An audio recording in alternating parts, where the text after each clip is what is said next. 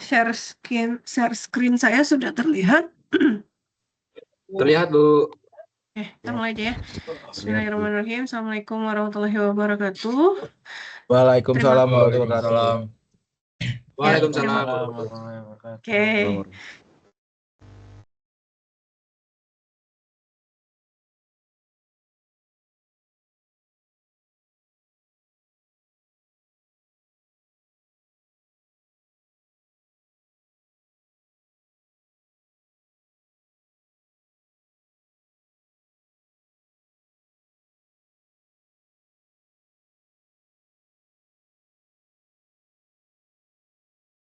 Ini sih Bu, mic-nya masih mati. Bu, maaf Bu, mic-nya Bu. Ya Bu. Oh iya benar. Saya ulangi lagi ya. Oke, ya. Terima kasih buat teman-teman yang sudah hadir tepat waktu pada perkuliahan hari ini, itu ya. Ini adalah pekan ke-7, di mana ini adalah pekan terakhir sebelum UTS pekan depan. UTS statistika ini akan dilaksanakan di hari Senin, seperti itu.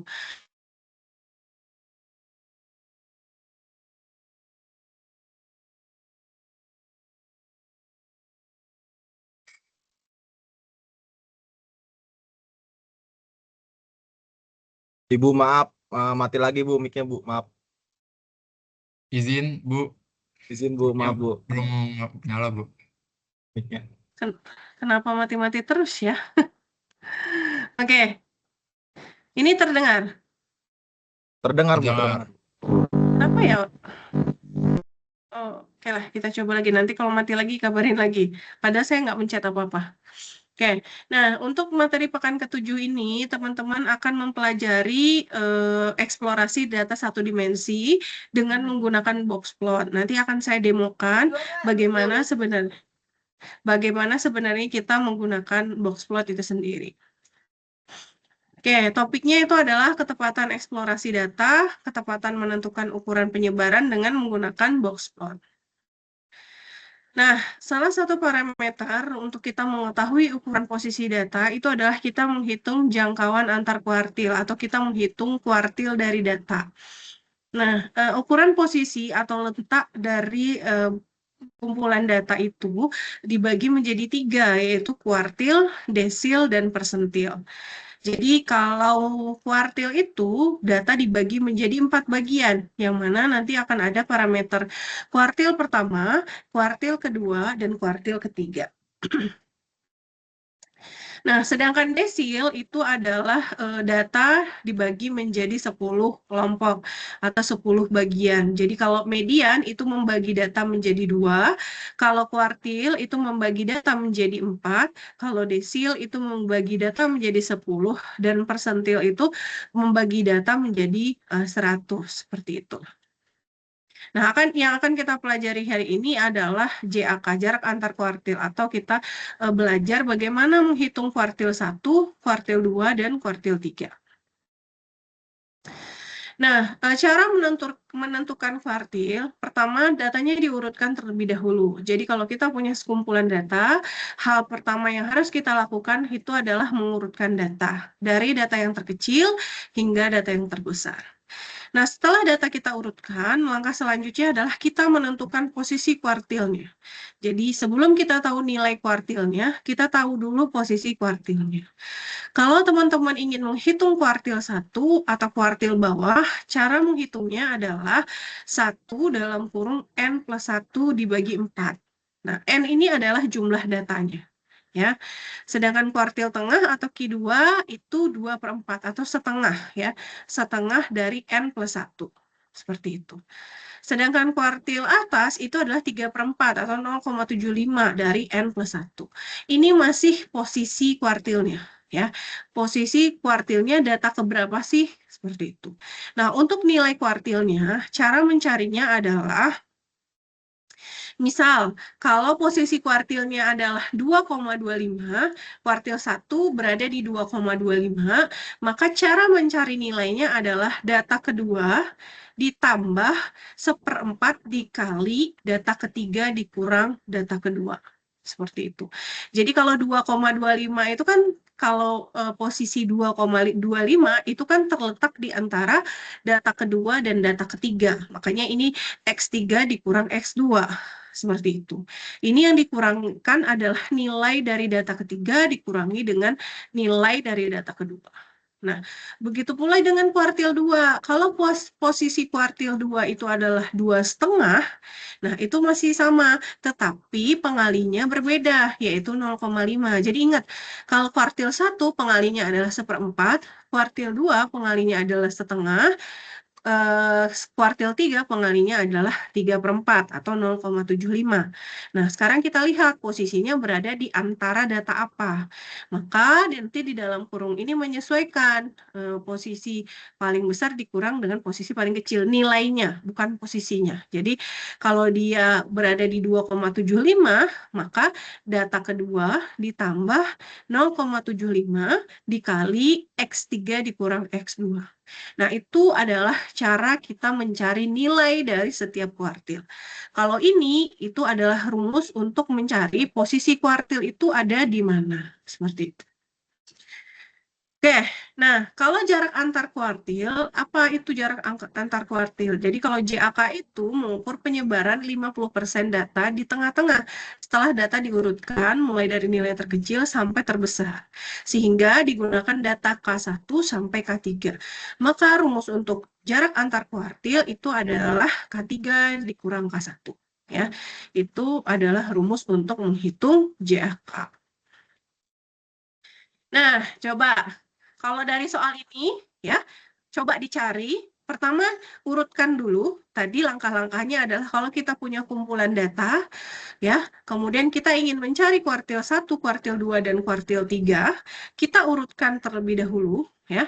Kita urutkan, setelah kita urutkan, baru kita cari posisinya. Ingat, cari posisi itu rumusnya adalah kalau kuartil 1 1/4 dari N+1, kalau kuartil 2 atau kuartil tengah itu 2/4 atau setengah dari N+1, sedangkan kuartil 3 itu adalah 3/4 dari N+1. Nah, setelah cari posisi, baru cari nilai pakai rumus ini. Sekarang cari posisi dulu, coba. Saya kan berapa menit nih?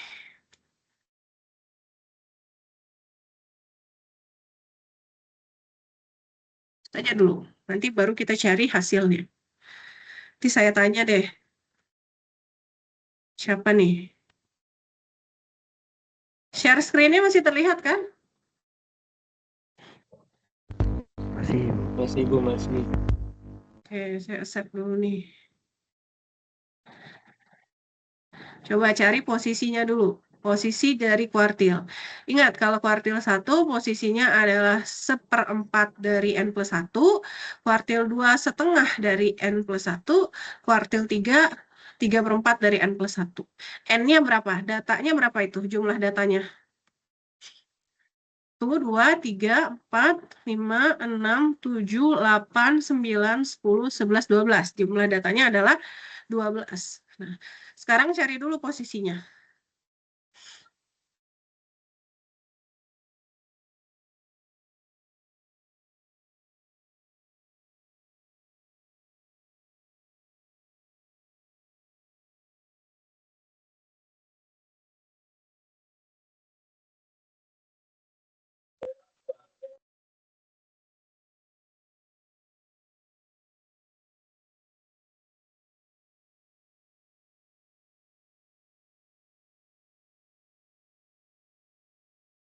Yang baru join boleh di open kameranya.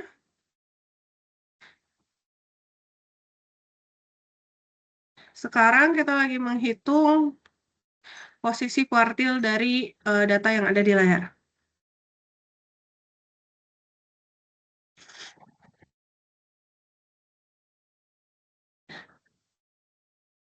Oke, coba saya tanya ke Zuhdi. Zuhdi, Muhammad Zuhdi, posisi kuartil 1 tuh ada di mana? 15 Ya,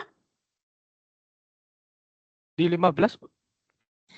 posisi kuartil 1 rumusnya tadi 1/4 dikali N+1. N-nya 12. Berarti 13/4. Berapa hasilnya?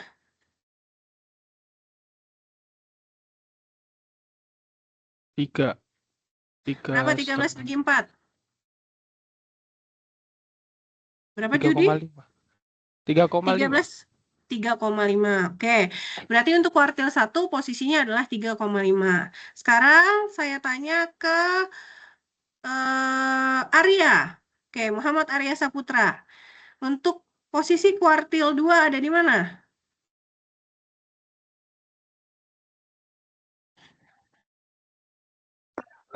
Bentar Bu. Hah? Posisi dari kuartil 2 kan gampang. Setengah dari N+1. N+1-nya berapa? Datanya ada 12. Berarti N-nya 12. Berarti Ya, Bu. posisi kuartil 2 ada di mana? 13. Berapa area? N+1 itu berapa area? 12 ditambah 1 berapa? 13 Bu. Berapa 12 tambah 1? 13 Bu, 13. Oke, kuartil 2 itu kan 1/2 dari N+1. Berarti posisinya di mana kuartil 2? Area.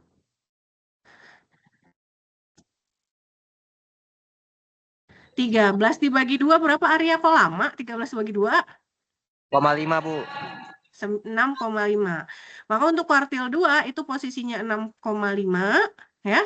Kemudian untuk kuartil 1 tadi posisi 3,5 atau 3,25 ya? 13 dibagi 2. Bukannya 13 dibagi 4. Bu. Ya, 13 dibagi 4 tuh harusnya 3,25 ya. Oke, sekarang kuartil 3 Gading Huga. Itu adanya di posisi berapa? Kuartil 3. Izin Bu, 9,75. Oke, berarti kita sudah dapat posisi masing-masing kuartil. Nah, sekarang kita cari nilainya. Tadi ingat, kuartil 1 berada di 3,25, kuartil 2 berada di 6,5, kuartil 3 berada di 9,75. Nah, rumus untuk mencari nilai itu ini. Coba dihitung. Jadi kalau kuartil 1 selalu pengalinya adalah 1/4. Kuartil 2 selalu pengalinya adalah 1/2 ya. Kuartil 3 pengalinya adalah 3/4. Nah, coba dicari yang tadi. Kita udah tahu posisinya. Sekarang kita cari nilainya.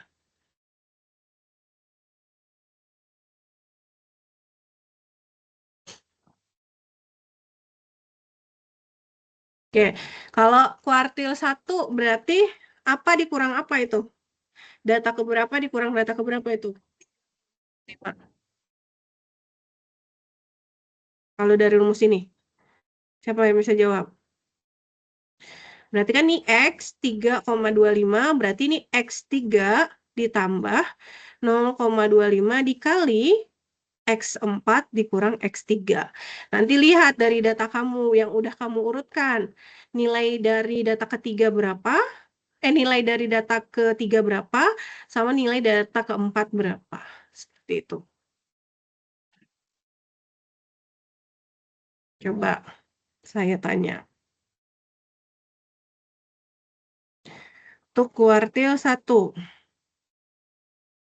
Coba Revi. Revi untuk kuartil 1 itu nilainya berapa?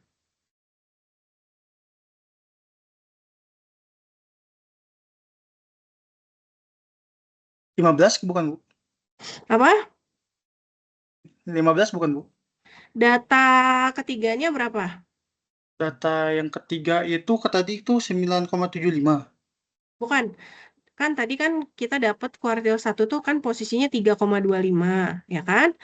Berarti rumus untuk mencari nilainya adalah X3 ditambah 0,25 buka kurung X keempat dikurang X3. Karena 3,25 itu berada di antara X3 dan X4 kan? Nah, sekarang pertanyaan saya, nilai dari X3 itu berapa, Revi? Nilainya yang sudah kamu urutkan. Nilai dari datanya, yang X3 aja dulu, data ketiga, nilainya berapa? Belum nyari kuartil. Saya menanya dulu data. Oh, belum ya. Tadi. Yang tadi yang ini bukan Bu, yang 6,5 itu. Kita baru cari kuartil 1 dulu, nilai kuartil 1 dulu. Kamu udah urutin datanya? Udah, Bu. Datanya. Nah, data ketiga berapa? 15. Oke, benar, 15. Ditambah 0,25 dikali data keempat berapa? 15. Berarti 15 kurang 15, 0. Berarti nilai untuk kuartil 1 adalah 15. Udah benar tadi. Saya nanya aja data ketiga itu nilainya berapa untuk konfirmasi apakah jawabannya sudah benar atau belum. Gitu ya. Oke, sekarang kita lanjut ke siapa nih? Amelia, boleh Amelia. Untuk kuartil 2. Itu tadi 6,5. Berarti berapa? Untuk 6,5 itu kan berada dari 6 sama 7 ya. Nilai data ke-6 berapa, Amelia? Data ke-6 20, Bu. 20. Kemudian data ke-7 21. 21. Berarti berapa nilainya? 20 ditambah 0,5 dikali 21 dikurang 20 ya. Berarti dapatnya 20,25. 20,5 dong. Kan kalau Q2 pengalinya setengah. Oh iya, 0,5 ya. 20,5. 20,5. Oke. Sekarang coba Melvin Ivandar. Untuk Q3-nya. Q3-nya tadi kita sudah dapat berapa posisinya? 9, berapa? Berapa tadi? 9,75. Nah, 9,75. Berarti kalau 9,75 posisinya di antara 9 dan 10. Data ke-9 berapa nilainya, Melvin?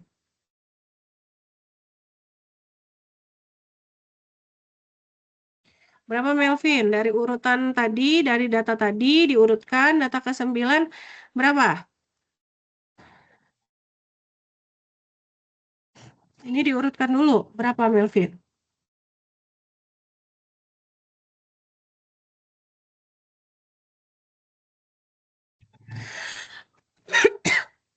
Udah nyari belum, Melvin?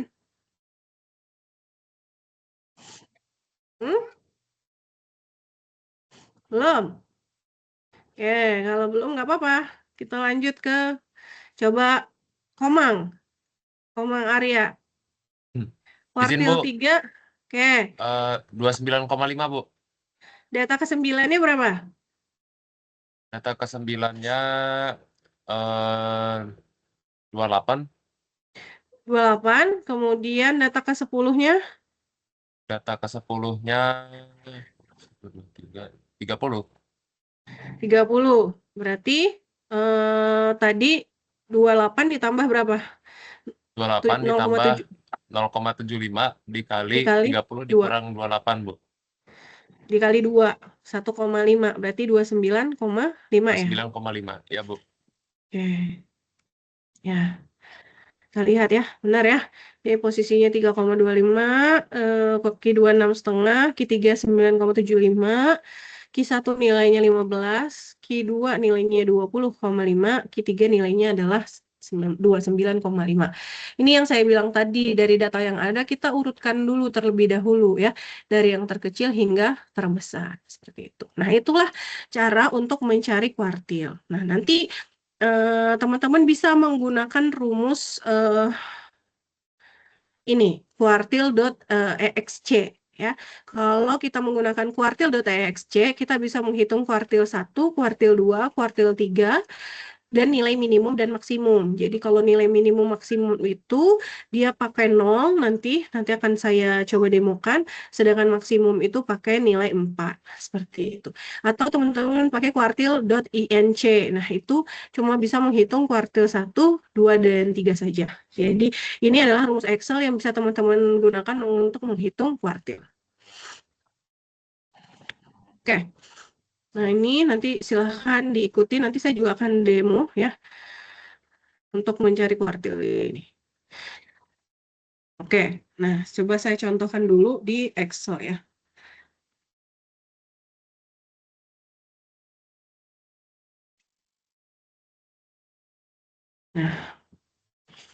Nah, ini tadi cara mencari kuartil. Nah, ini kursornya. Bentar ya, kursornya.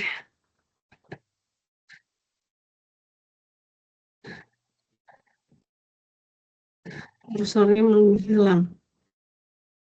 Nah, saya balik lagi nih. Stop sharing, saya sharing lagi. Ini saya share. Nah, ini udah terlihat Excel-nya. Nah, kita bisa melihat nih kuartil.exc itu ya. Nanti kita blok ya datanya. Ini data yang saya gunakan adalah data kolom KA sampai dengan baris ke-20 ini. Jadi saya ngeblok data ke kolom A dari 2 sampai 20. Satu ini adalah kuartil 1. Jadi ada info kuartilnya gitu ya.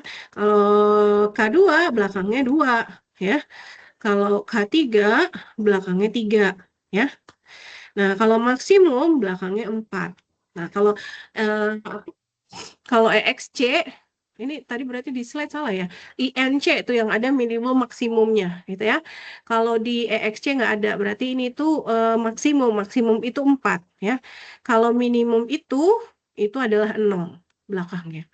Nah, itu cara untuk menghitung kuartil. JAK itu tinggal dikurang aja jarak antar kuartil itu K3 dikurang dengan K1. Nah, makanya rumusnya G2 dikurang dengan E2. Maka kita dapat jarak antar kuartil seperti itu. Jadi yang terpenting adalah teman-teman tidak salah ngeblok datanya, data mana yang akan dihitung kuartilnya, gitu ya. Oke. Sekarang kita balik lagi ke slide.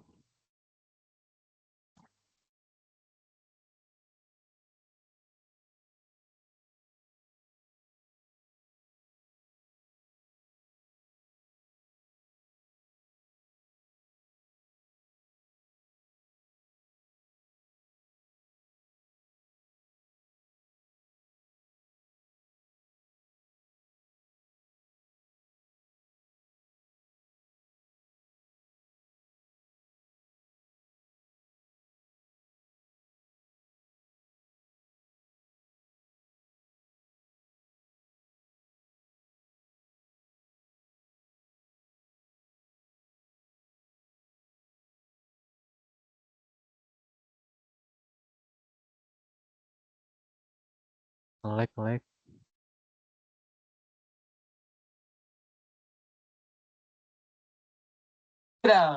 Halo. Ngelek coy, ngelek.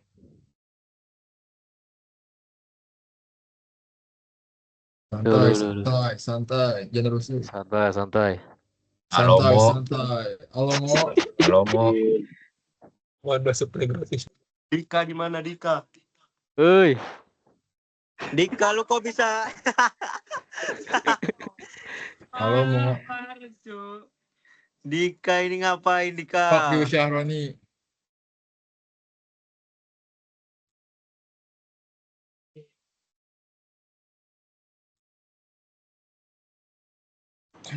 Halo guys, ibunya mana ibunya? keluar. Hilang, cow. Udah selesai kayaknya. Selamat malam Bapak-bapak sekalian. Weh, kehujanan weh, tolong. Woi, ambil naik motor anjir. Anjing jangan-jangan. Tolong tenang, record masih nyala ya. Guys, mohon kondusif guys. Record masih nyala guys, tenang guys. Silakan boleh pulang. Iya. Hati-hati. Ibunya Jejak kemana, digital, guys? jejak digital, weh.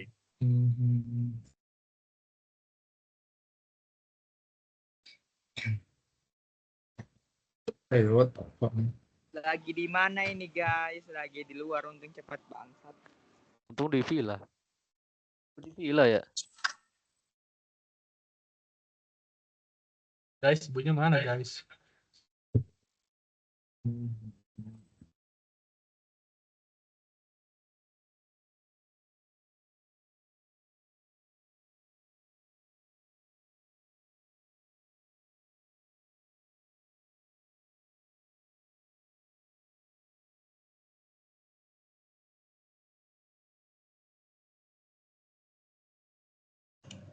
Fran, mabar Fran. Ayo login. Gas aja langsung. Lo kelihatan ini? Masuk aja, ngobrol.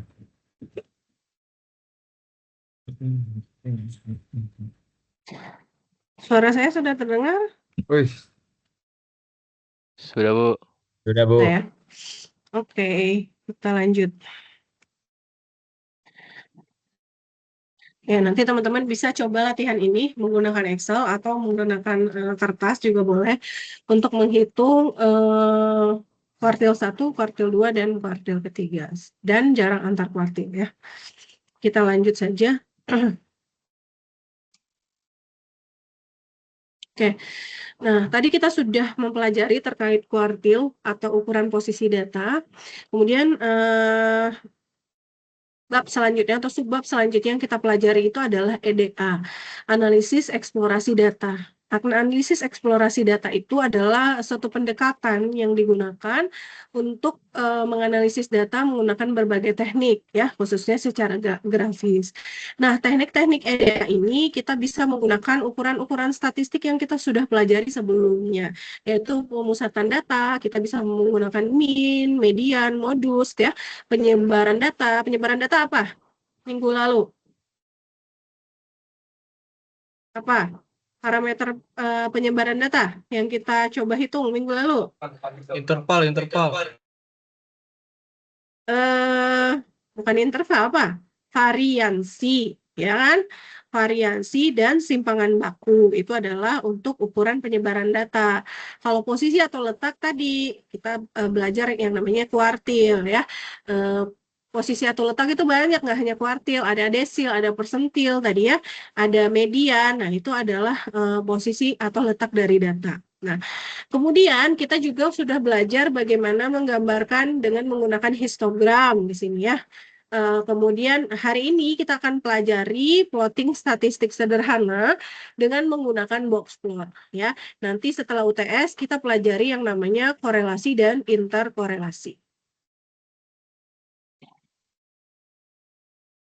Nah, ini kita untuk materi berikutnya adalah kita pelajari terkait box plot, yaitu sebuah grafik yang bisa digunakan tadi ya untuk kita melihat sebaran dari datanya, atau sebaran data bisa kita lihat, posisi dari datanya juga bisa kita lihat ya. Nah, box plot itu gambarnya yang di atas ini.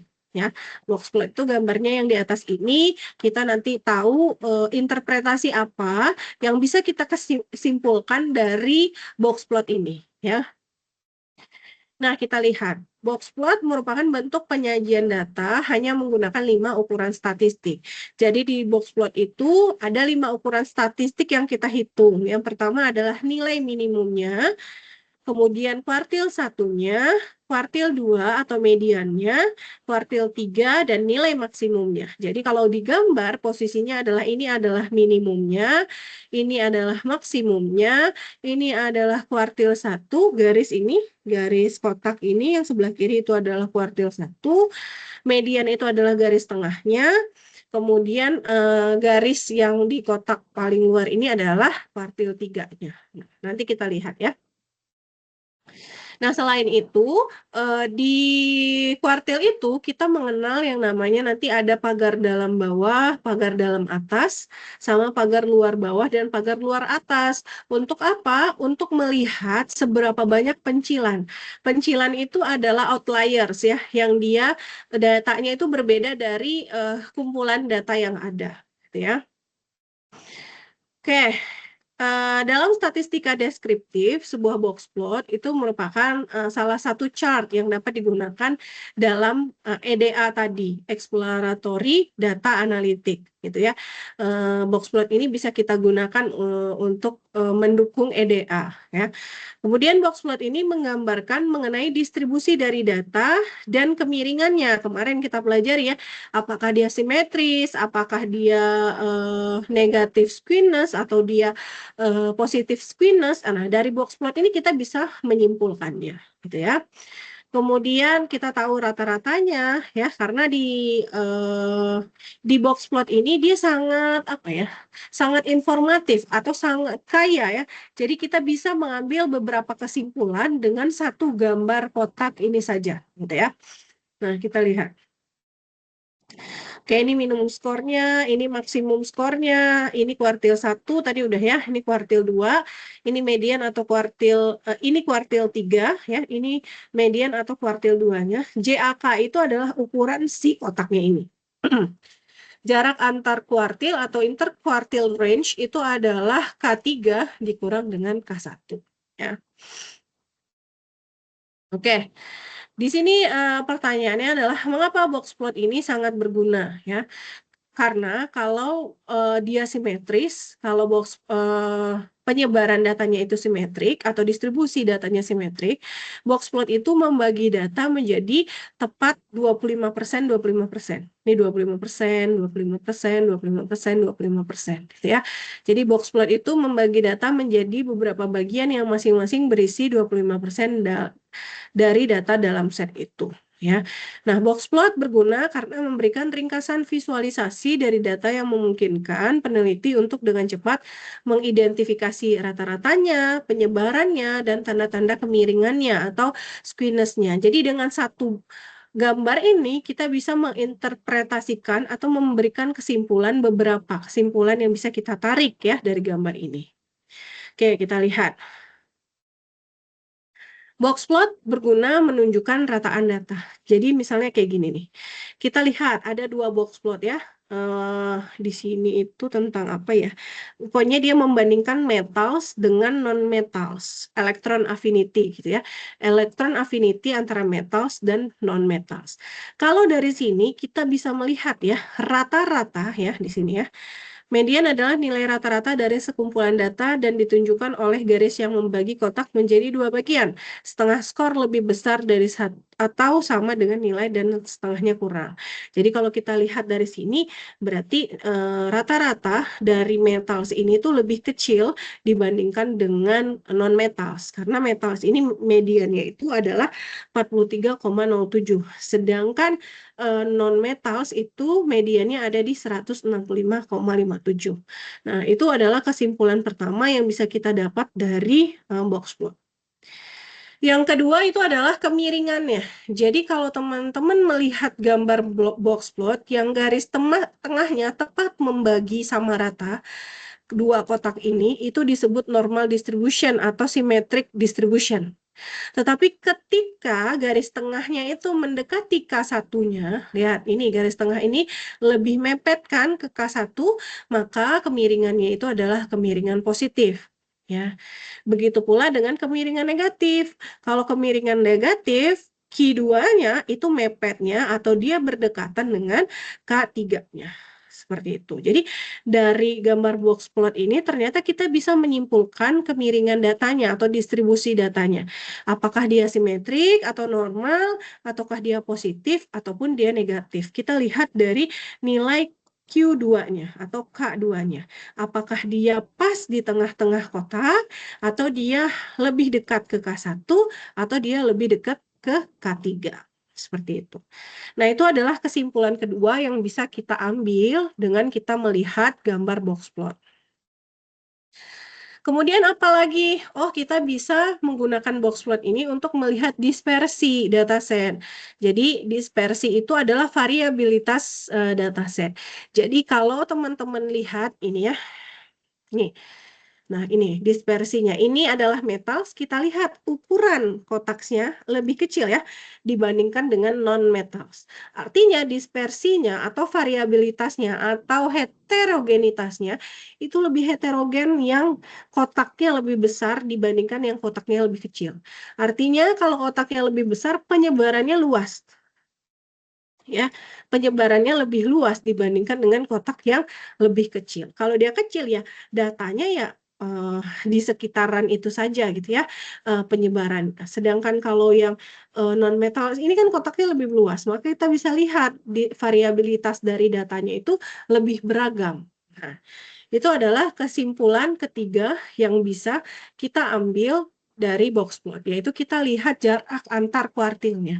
Semakin besar jarak antar kuartil, maka semakin variabilitasnya semakin tinggi atau heterogen. Datanya lebih heterogen ya dibandingkan dengan yang jarak antar kuartilnya lebih kecil. Nah, kemudian yang berikutnya, box plot itu bisa digunakan untuk melihat pencilan data. Pencilan data itu, jadi kalau kita menampilkan box plot, kita lihat ada outlier-outliernya. Yang mana outlier-outlier ini, dia tidak berada di antara minimum dan maksimumnya, dia berada di luarnya. Ya, di luar itu seperti itu. Jadi di sini akan ada dua pagar untuk menyatakan dia outlier atau tidak. Nah, kalau pagar dalam bawah ya, jadi pagar dalam bawah ini ya, ini pagar dalam atas. Nah, kemudian nanti ada yang namanya pagar luar bawah ini ya, pagar luar atas ini, kemudian pagar luar bawah di sini. Rumusnya seperti ini. Kalau pagar dalam bawah itu pengalinya adalah 1,5 dari JAK. Kemudian pagar dalam atas itu pengalinya 1,5, sedangkan di depan ini adalah K3. Kalau pagar luar bawah itu adalah pengalinya adalah 3. Nah, kenapa kita bedakan ada pagar dalam, ada pagar luar? Kita pengen lihat karakteristik si pencilannya ini. Apakah dia pencilan jauh atau pencilan jauh sekali.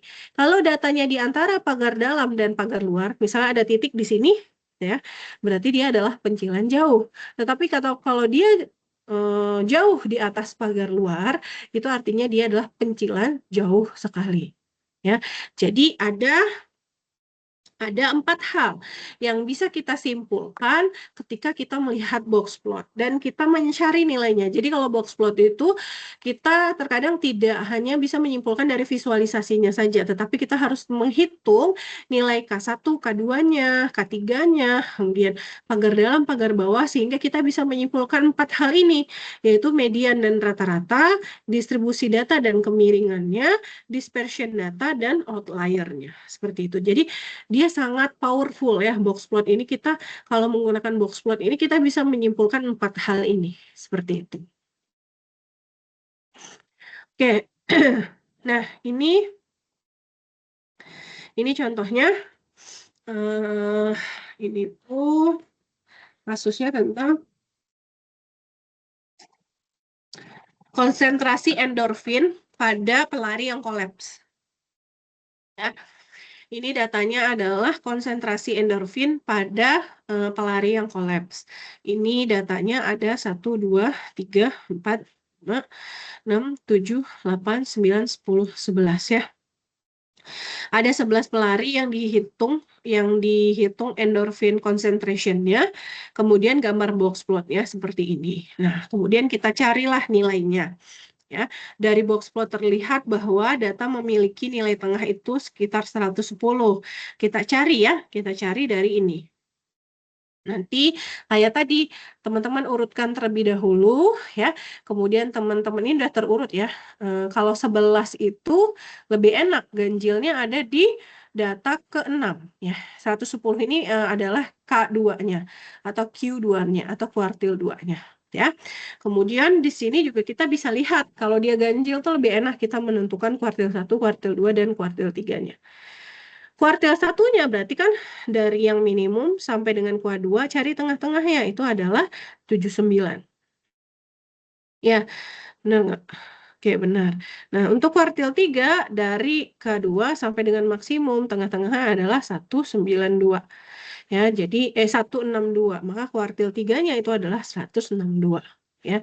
Kemudian jarak antar kuartilnya berapa? Jarak antar kuartilnya adalah 83, yaitu K3 dikurang K1. Yaitu jarak antar kuartilnya adalah 83. Ya, kemudian kita mencari nilai minimumnya. K1 dikurang 1,5 dikali jarak antar kuartil. IQR ini adalah jarak antar kuartil. Max ini K3 ditambah 1,5 dikali jarak antar kuartil. Nah, kalau kita lihat ya, nih 79 dengan 110 itu jaraknya lebih kecil yang mana? K1 ke K2 atau K3 ke K2? Lebih kecil yang mana? 110 dikurang 79 berapa? Coba bantu saya.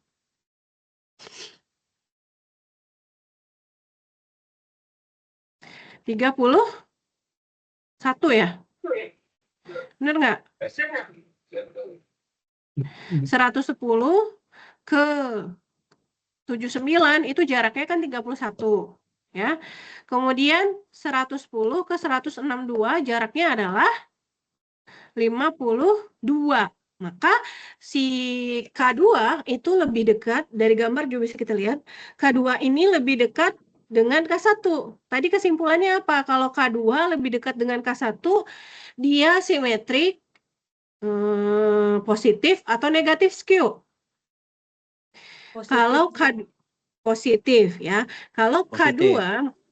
K2 mendekati K1 jaraknya lebih dekat dengan K1, maka dia adalah distribusi miring positif atau positively skew gitu ya. Nah, seperti itu untuk contoh konsentrasi endorfin. Kemudian dari dua perbandingan ini kita kan bisa lihat ya, nilai median Dominos ini adalah box plot of pizza by maker, box plot of the pizza data comparing Eagle Boss and Domino's Pizza. There are several curiosity here. Why is the range for Domino's so large?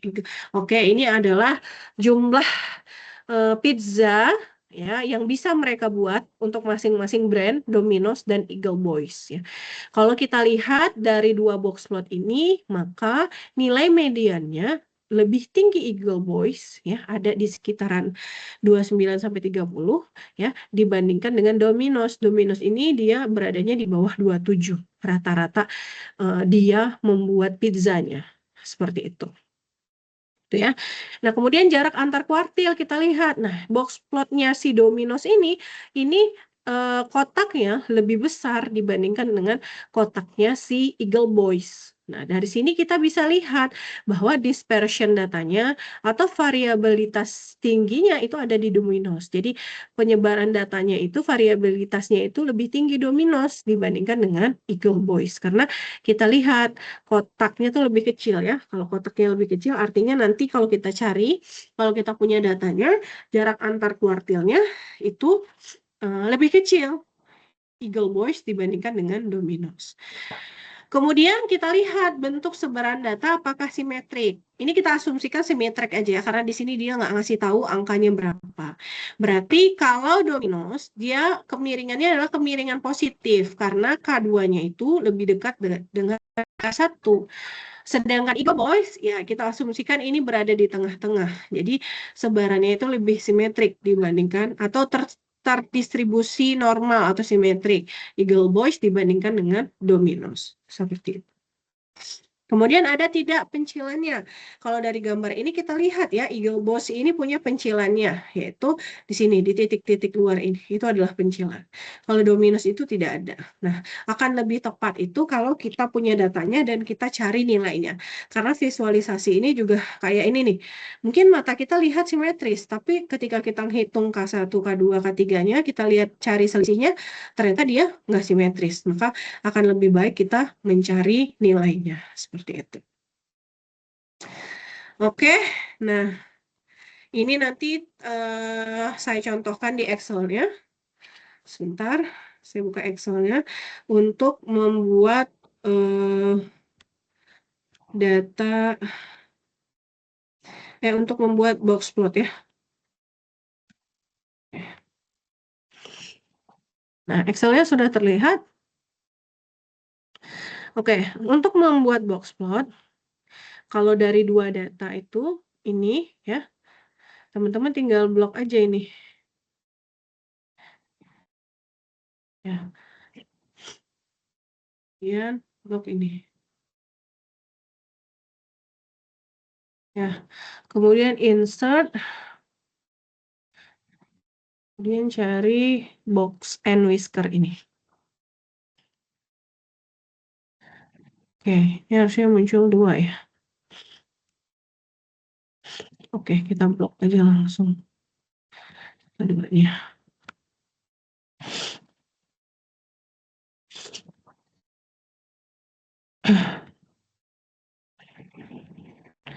Cari yang box and whisker. Nah, ini muncul ya.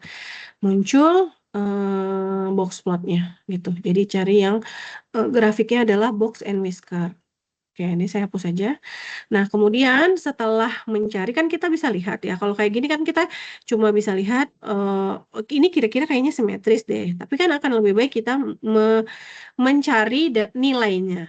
Berarti di sini kita cari dulu K1-nya, K2, K3, nilai maks, JAK, pagar dalam bawah, pagar dalam atas, pagar luar bawah, dan pagar luar atas. Sehingga kita bisa menentukan berapa banyak pencilannya, gitu ya. Oke. Nah, dari sini kita bisa melihat bahwa untuk data pertama, yang ini contohnya, itu K1-nya adalah 3, data kedua K2-nya adalah K1-nya adalah 2. Dari sini kita bisa lihat bahwa nilai rata-rata atau nilai median untuk data kedua itu lebih kecil dibandingkan dengan nilai median dari data pertama. Ini kita bisa menyimpulkan. Jadi nilai median untuk kedua data ini memiliki pemusatan data yang berbeda. Karena tadi posisinya beda ya. 1 di 10, 1 di 4. Kemudian skewness-nya kita lihat. Kemiringannya ya. Kemiringannya tadi kita lihat dari selisih antara K1 dengan K2 atau antara K3 dengan K2. Ini kita lihat. Selisih K1 dengan K2 ini 7 ya. Sedangkan selisih K2 dengan K3 ini 3. Artinya si K2 untuk data pertama itu lebih dekat dengan K3. Artinya dia adalah negatif skewness. Nah, sedangkan untuk data kedua itu selisihnya sama. Berarti untuk data kedua ini dia adalah simetrik atau normal distribution. Itu kesimpulan yang kedua ya. Kemudian outlier-nya. Nah, outlier-nya kita harus cari dulu tadi pagar dalam bawah, pagar dalam atas, pagar luar bawah, pagar luar atas ya. Ini pengalinya kalau pagar dalam bawah, pengalinya 1,5 ya sesuai rumus yang di slide. Kemudian kalau pencilan jauh berarti dia antara pagar dalam bawah ditambah dengan antara data di antara pagar dalam bawah dan pagar dalam atas.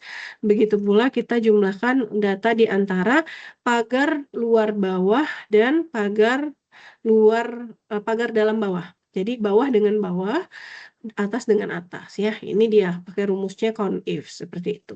Kalau misalnya teman-teman nggak bisa pakai Excel-nya nggak masalah juga, kita cari manual saja. Nah, didapatkan bahwa di sini kan di gambar munculnya 3 ya. Kita lihat ini rumusnya sudah benar belum? Lebih kecil dari J3, oke. Dan dia lebih besar dari L3. L3 ini pagar luar bawah. Kan dia di antara -4 sama -10 untuk yang jauh ya. Kemudian kalau untuk atasnya berarti lebih besar dari K3 ya, dan dia lebih kecil dari M3. Udah benar ya. Jadi pencilannya di sini 1 ya. Pencilan jauh sekalinya dia 0 seperti itu. Nah, itu yang bisa kita simpulkan ya, bahwa kalau untuk data pertama itu tidak ada pencilan, data kedua itu ada pencilannya seperti itu. Pencilan itu outlier-nya ya. Jadi nanti teman-teman bisa, nanti saya ini upload file ini untuk saya upload di LMS untuk teman-teman belajar. Di sini juga banyak contoh-contoh yang saya berikan, gitu ya. Cara menghitung JAK, PDA, PDB seperti itu. Ya. Oke, kita balik lagi ke slide-nya.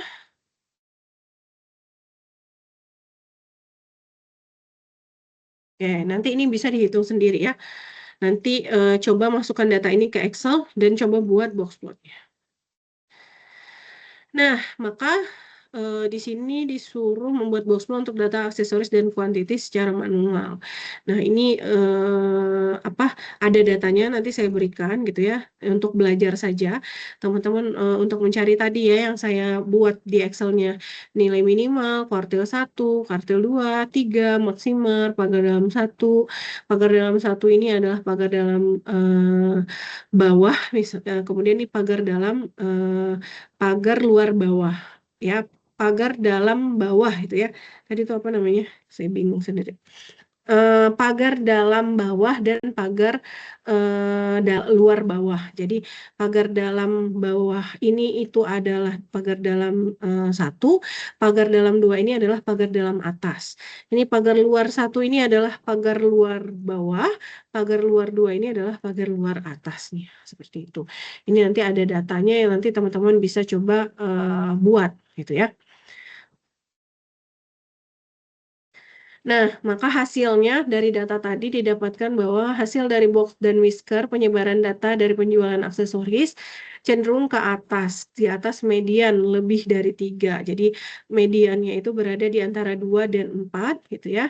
Kalau kita mendapat nilainya sudah kita dapatkan berarti mediannya di sini sekitar lebih dari 3 katanya di sini. Kemudian tampak juga terdapat beberapa data yang merupakan pencilan. Ini ada beberapa data pencilan gitu ya. Kemudian kita bisa melihat kemiringannya. Kemiringannya itu si K2 ini lebih dekat dengan K1. Artinya dia positif squamous seperti itu. Nah, ini caranya. Nanti teman-teman bisa nyoba sendiri ya, cara membuat box plotnya. Oke. Nah, ini contohnya, ini ada kumpulan data ya. Dari kumpulan data ini kita mencari nilai minimumnya. Minimumnya adalah 6 ya. Kemudian K1-nya ini diurutkan dulu ya. K1-nya didapat 10, K2-nya didapat 18, K3-nya didapat 31 dan maksimumnya didapat 104. Kalau dari sini bisa kita lihat mediannya itu di angka 18 atau rata-ratanya. Ini adalah tentang apa ya? The five number ini tuh nggak ada ya, tentang apanya nggak ada. Jadi di sini bisa kita simpulkan dia mediannya di angka 18 rata-ratanya. Kemudian dia jarak antar kuartilnya atau sebaran datanya itu adalah 31 dikurang 10 yaitu sekitar 21 ya. Kemudian dia adalah squamous positif karena K2 itu lebih dekat dengan K1 karena selisihnya cuma 8. Kalau K2 ke K3 ini adalah selisihnya 13. Seperti itu ya. Oke, nah ini dia latihan yang teman-teman bisa coba. Di slide itu ada beberapa latihan yang bisa teman-teman coba dengan menggunakan Excel. Seperti itu. Nah, itu dia materi untuk pekan ke-7. Ada yang ingin mau ditanyakan sebelum kita tutup perkuliahan hari ini? Oke, saya jelaskan sedikit terkait UTS ya. Kalau tidak ada yang mau ditanyakan terkait materi, saya jelaskan sedikit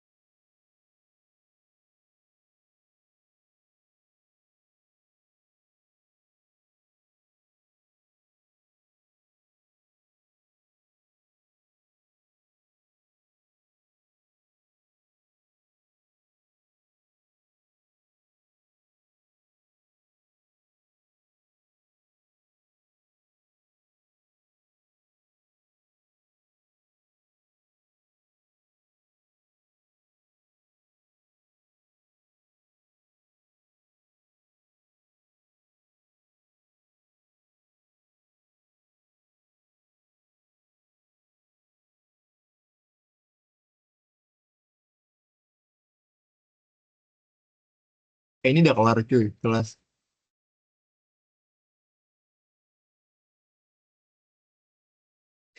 Ibunya nge-lag. Oh alah.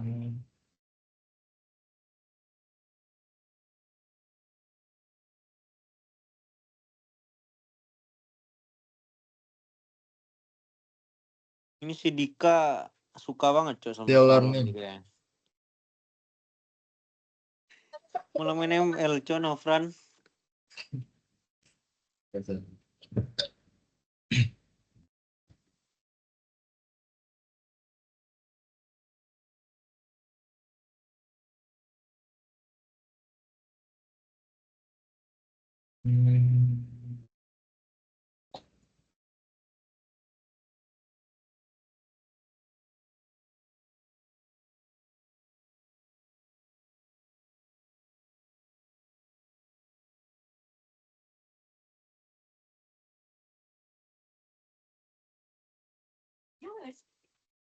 Udah selesai ya, ibunya keluar.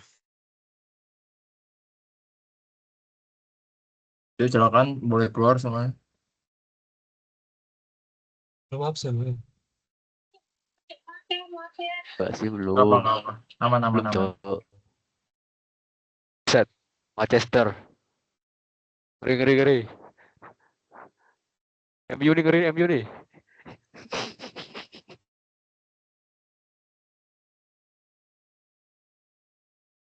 Sarel. Melvin ada Manchester Melvin. Kenapa Melvin? Kenapa? Auzubillah.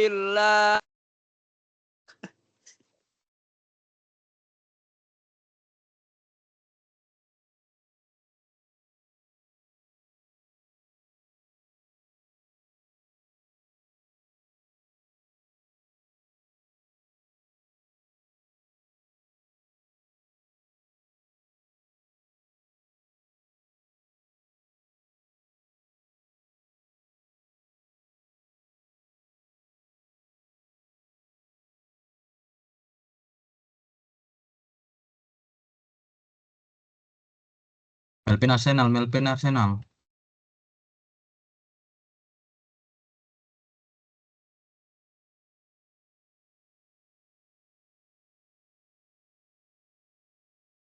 Gavino Liverpool itu dia. Gavino Liverpool.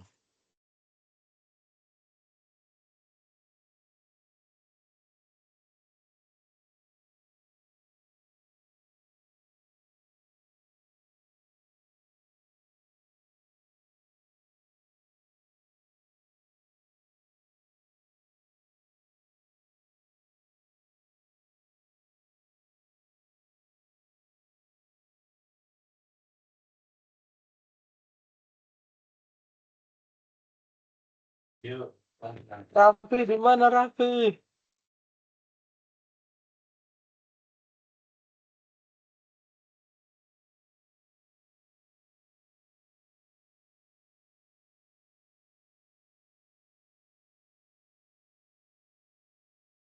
Untuk materinya sudah selesai, paling saya mau menjelaskan sedikit terkait ujian ya, UTS. Teman-teman sudah tahu ruangannya ada di mana? Sudah tahu nanti Belum, Bu. ruangan ujiannya ada di mana? Suara saya terdengar nggak? Terdengar, Bu. Terdengar, Bu. Sudah tahu belum ruangannya ada di mana? Ini terdengar nggak ya suaranya? Coba bantu jawab Terdengar, biar saya Bu. tahu. Belum, Bu, belum. Terdengar, Bu. Terdengar, Bu. Oke, ruang terdengar, ujiannya Bu. sudah Pak. Oke, ruang ujiannya sudah tahu atau belum? Belum, Bu. Belum ya, nanti coba dicari tahu teman-teman ruangannya ada di mana. Jadi kalau yang saya tahu itu infonya jadwalnya aja. Jadi hari Senin tanggal 3 November 10.45 sampai jam 1 ya. Saya harapkan teman-teman tidak terlambat datang untuk untuk ujiannya. Jadi sebelum 10.45 itu sudah hadir. Nah, kemudian ujian statistika ini akan menggunakan LMS yang akan di setting SEB-nya. Seperti itu. Silahkan dipersiapkan. Dan jika teman-teman butuh terminal atau ternyata laptopnya harus dicas gitu ya, silahkan dibawa sendiri gitu ya. Kemudian sifat dari ujian ini adalah tertutup dan mandiri, jadi tidak boleh membuka buku, internet, HP, dan diskusi dengan peserta ujian lainnya, seperti itu. HP itu cuma boleh pada saat teman-teman membuka OTP masuk ke SEB. Jadi sebelum teman-teman mulai ujiannya, biasa teman-teman login dulu. Login, yang mana login ini butuhkan OTP. Cuma boleh di situ aja HP. Kemudian HP-nya nanti akan dikumpulkan. Kemudian teman-teman di sini boleh membawa kalkulator biasa ya. Jadi untuk mempercepat teman-teman menghitung. Tapi kalkulator biasa, bukan kalkulator saintifik. Jadi saya ingatkan kembali yang boleh dibawa hanya kalkulator biasa, bukan kalkulator saintifik. Ya, kemudian kertas catatan di backup teman-teman bawa sendiri, takutnya nanti pengawas tidak memberikannya. Jadi silakan backup bawa kertas kosong, yaitu kertas A4 gitu ya. Jadi nanti aturannya adalah akan ada 2 sub CLO ya yang akan teman-teman kerjakan, yaitu sub CLO 331 dan sub CLO 412. Nah, sub CLO ini dikerjakan secara berurutan ya. Kerjakan dulu sub CLO 331, baru kerjakan sub CLO 412. Seperti itu. Ya, itu info ujian yang saya sampaikan. Ada yang mau ditanyakan atau tidak? Izin bertanya, Bu. Ya, boleh.